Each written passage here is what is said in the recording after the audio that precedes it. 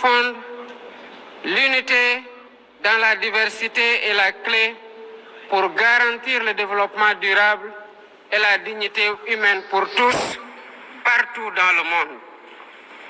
Ce thème de la présente session, qui guide nos discussions, nous invite à repenser nos responsabilités collectives et à nous assurer que les principes fondamentaux des Nations Unies, définis il y a près de 8 décennies, continuent de porter la promesse d'un monde plus juste et plus équitable.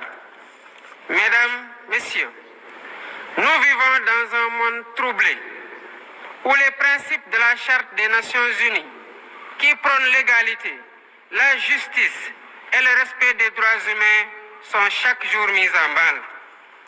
Les conflits s'étendent, les inégalités se creusent et les crises climatiques aggravent la vulnérabilité de millions de personnes à travers le monde.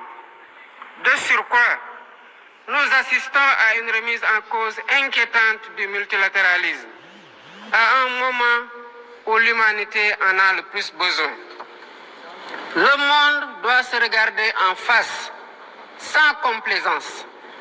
Les valeurs que nous avons juré de défendre sont piétinées dans plusieurs régions du globe.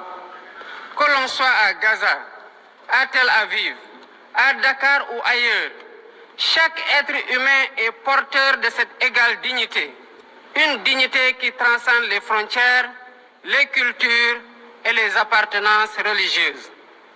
C'est notre devoir à tous de veiller à ce que cette dignité soit protégée et respectée pour chaque être humain, sans exception. Ce devoir est l'essence même des Nations Unies. Pourtant, nous constatons chaque jour que le droit international, ciment de la paix mondiale, est souvent violé. Des résolutions adoptées par cette Assemblée sont ignorées. En tolérant ces violences répétées, nous foulons aux pieds les principes de la Charte des Nations Unies et sapons les fondements même de cette maison de la paix. Jamais les fondements des Nations Unies n'ont autant vacillé qu'en ces temps de violence et de peur et d'incertitude. Si nous voulons éloigner le spectre de la guerre et œuvrer à l'avènement d'un monde meilleur, alors il est temps de changer les paradigmes. Il est temps de remettre l'humain au centre de l'agenda international, comme nous y invite le thème de cette session. Monsieur le Président, Mesdames, Messieurs, nous ne voulons plus fermer les yeux sur la tragédie qui se déroule dans le Sahel. Des groupes terroristes sèment la terreur, pillent, tuent les populations civiles innocentes. Cette région autrefois stable est désormais en proie à une violence quotidienne, tandis que les Nations Unies, particulièrement le Conseil de sécurité, restent trop souvent inertes. De même, nous ne pouvons pas accepter que le Sahel devienne le théâtre de rivalités de puissances étrangères dont les affrontements ne font qu'aggraver la déstabilisation de la région.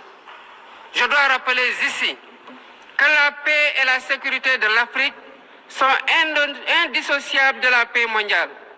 Il est impératif que le Conseil de sécurité remplisse pleinement son rôle de garant de la stabilité internationale. J'exprime à nouveau la préoccupation du Sénégal face à la situation tragique qui perdure en Palestine. Des générations entières y ont grandi sous l'ombre de l'oppression, privées de leur droit fondamental à un État viable. Le Sénégal, en tant que président du Comité pour l'exercice des droits inaliénables du peuple palestinien, appelle à un cessez-le-feu immédiat et durable. Nous réitérons notre soutien à la solution des deux États, avec Jérusalem-Est comme capitale de la Palestine, conformément aux résolutions pertinentes des Nations Unies. Cette guerre qui n'épargne ni femmes, ni enfants, ni infrastructures vitales est une plaie ouverte sur la conscience internationale. Il est impératif que le droit international humanitaire soit rétabli dans toutes les zones de conflit et que les Nations Unies jouent pleinement leur rôle de médiateur et de garant de la paix. Mesdames et Messieurs, La paix n'est pas seulement l'absence de guerre. La paix, c'est aussi la possibilité pour chaque être humain de vivre dans la dignité, de se nourrir, de se loger, de s'éduquer et de recevoir des soins. Or, aujourd'hui, plus de 750 millions de personnes ne mangent pas à leur faim et des millions basculent chaque jour dans l'extrême pauvreté. Ces chiffres éloignent de plus en plus le monde des objectifs de développement durable fixés pour 2030. Nous ne pouvons plus accepter que les mécanismes de gouvernance mondiale continuent de reproduire ces inégalités. Il est alors temps de rompre avec la logique du chacun pour soi et de bâtir un nouveau contrat social global fondé sur la solidarité et la coopération. Ce contrat doit inclure des réformes majeures pour s'attaquer aux défis politiques, économiques, environnementaux de notre époque.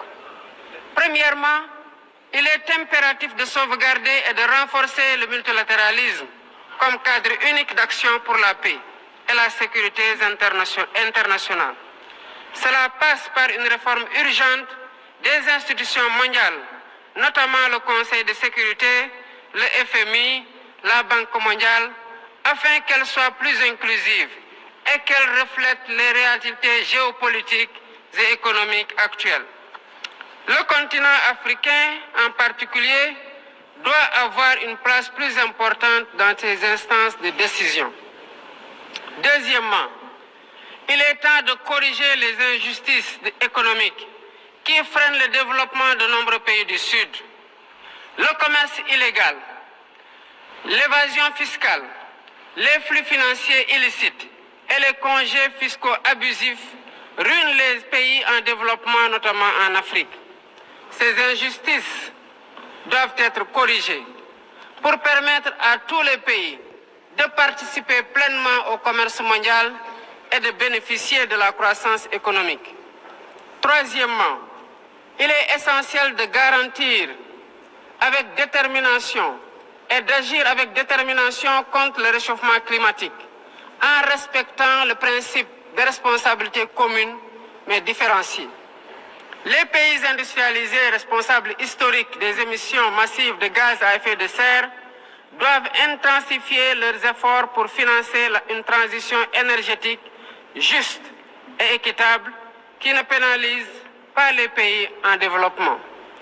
Nous devons impérativement protéger notre planète sans sacrifier les droits des nations les plus vulnérables à poursuivre leur développement. Quatrièmement, il est nécessaire de rompre avec toute tentative d'imposer des normes civilisationnelles unilatérales. Depuis son indépendance, le Sénégal a toujours défendu l'égale dignité des cultures et des civilisations. Et cette diversité doit continuer à être la base de la coexistence pacifique entre les peuples. Aucune nation ne devrait imposer aux autres ses pratiques ou ses valeurs comme normes universelles. Le respect des différences est le fondement de la stabilité et de la paix dans le monde. Mesdames et messieurs, le Sénégal est fermement engagé dans cette voie. Nous avons choisi de bâtir un État résolument tourné vers le développement durable avec des initiatives ambitieuses dans des domaines tels que les énergies propres, la souveraineté alimentaire et la gouvernance transparente.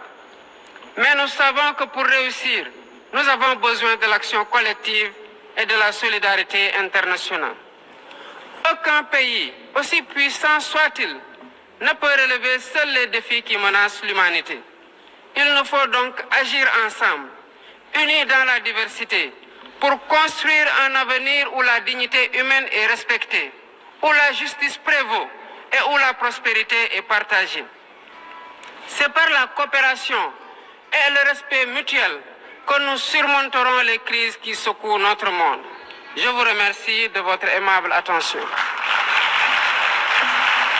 Mellar TV, xibaar yu gaaw leer mandu te dëggu. Notre force, le traitement de l'info. Mellar TV. L'info à temps réel.